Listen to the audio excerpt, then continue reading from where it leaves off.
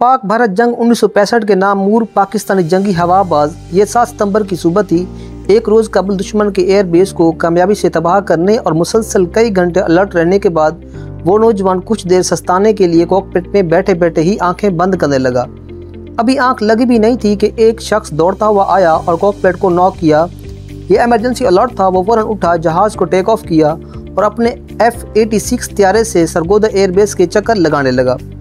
दुश्मन इस बार एक रोज़ पहले होने वाले हमले का बदला लेने आया था। रात की तारीकी अभी मुकम्मल तौर पर ख़त्म नहीं थी कि दुश्मन के 2 तैयारे उसे नजर आए जो एयरबेस पर मिसाइल फायर करके मशरक़ की तरफ वापस भाग रहे थे। वो फ़ौरन इन पर झपटा और एक को गिरा दिया। अभी इस नौजवान का टास्क मुकम्मल नहीं हुआ था। कुदरत इससे एक बहुत बड़ा काम लेने वाली थी। शायद वो भी नहीं जानता था कि इसका नाम सुनहरे हरूफ में लिखा जाने वाला है। ये फ़ख्र पाकिस्तान, फ़ख्र पाक फ़िज़ाया, पाकिस्तान का सफ़े अव्वल का पायलट MM आलम था। पूरी दुनिया जिसके मुतारिफ थी, जो फ़िज़ाया की तारीख में एक ना टूटने वाला रिकॉर्ड रखते हैं। नाज़रीन, MM आलम 6 जुलाई 1935 को कोलकाता में पैदा हुए। इनका पूरा नाम मोहम्मद महमूद आलम था। वो अपने 11 बहन भाइयों में सबसे बड़े थे। पाकिस्तान बढ़ना तो इनका ख़ानदान ढाका शिफ्ट हो गया। गवर्नमेंट हाई स्कूल ढाका से 9वीं तालीम हासिल की। बचपन से ही इन्हें बस जंगी जहाज़ उड़ाने का शौक़ था। जब भी कोई लड़ाका तैयारा फ़िज़ा में इनके सामने से गुजरता तो बड़े अनहमाक से इसे देखते रहते। इसके मोड़ काटने और डाइव को अपने जहन में नक्श करते। जुनून की हद तक ये शौक़ इन्हें पाक फ़िज़ा में ले आया। मोहम्मद महमूद आलम ने 1952 में पाकिस्तान एयरफोर्स में शमूलियत अख्तियार की। 1953 में कमीशन हासिल किया। इनके भाई M शहद आलम माशियात के प्रोफेसर थे।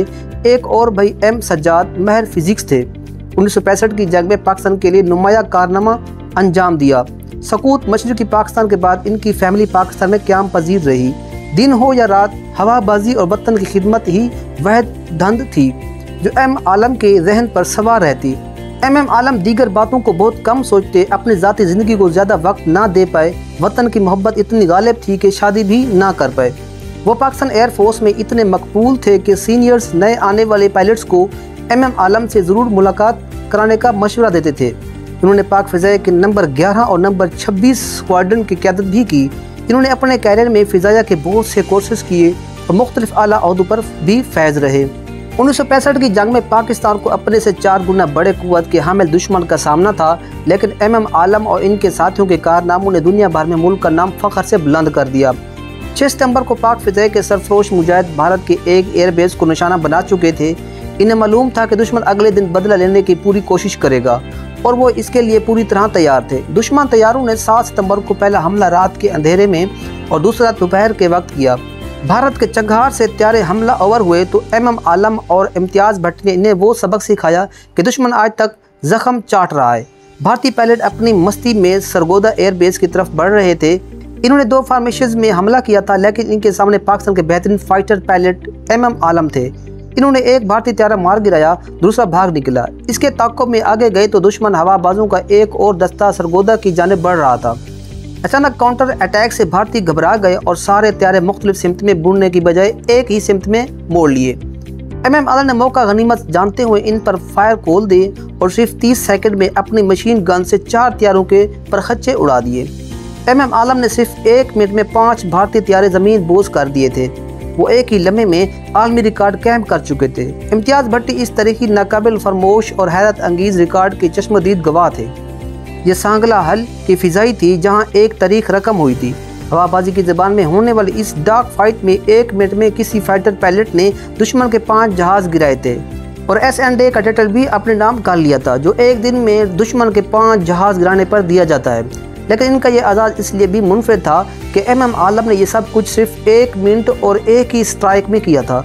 इनके इस कारनामे को पाक फ़िज़ाया के म्यूज़ियम में ताज़ा किया गया है, जहां इनका मुजस्मा और वो जहाज़ रखा गया है जिसने भारतीय दस्तों को नस्त नबूद कर दिया था। म्यूज़ियम में MM आलम के नाम से एक कार्नर भी मुख्तस है। इस जंग के दौरान MM आलम ने मजमूई तौर पर दुश्मन के 9 त्यारे तबाह किए थे, जबकि 2 को नुकसान पहुंचाया। इस बहादुरी पर उन्हें 2 बार तमगा जुरत से नवाजा गया है। MM आलम ने पाकिस्तान एयरफोर्स में मुख्तलिफ पोजीशन पर खिदमत अंजाम दी। Squadron leader, instructor, director operation और assistant of the air staff के ओहदों पर फैज़ रहने वाले पाकिस्तानी हीरो को 17 इम्तियाज़ से भी नवाजा गया। MM आलम 1982 में एयर कमांडो के अहदे से रिटायर्ड हुए। हिम्मत वक्त पेशे वराना सलाहियतों के बहस एयरफोर्स में इन्हें लिटिल ड्रैगन भी कहा जाता था। एयरफोर्स से रिटायरमेंट के बाद इन्होंने कोतपीनी को अपना मशगला बनाया। अपनी आखिर ज़िंदगी में इनके पास किताबों का एक बहुत बड़ा ज़ख़ीरा मौजूद था।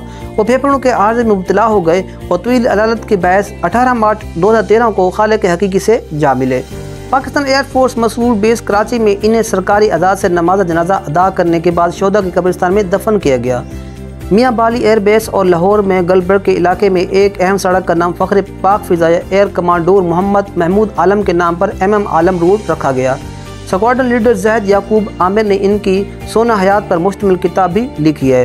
जुर्रत और बहादुरी की मिसाल पाक फ़िज़ाया को फ़ख्र मोहम्मद महमूद आलम पाकिस्तानों के दिलों में आज भी ज़िंदा हैं।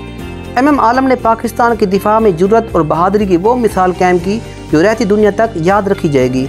MM आलम की ज़िंदगी की कुछ झलकियाँ आपने देखी। इनका जज्बा हुब्बुल वतनी और कारनामे रहती दुनिया तक लोगों के जहनों में नक्श कर रहेंगे। तो दोस्तों, ये थी MM आलम की कहानी और इसकी जुर्रतमंदाना कार्रवाई की दास्तान।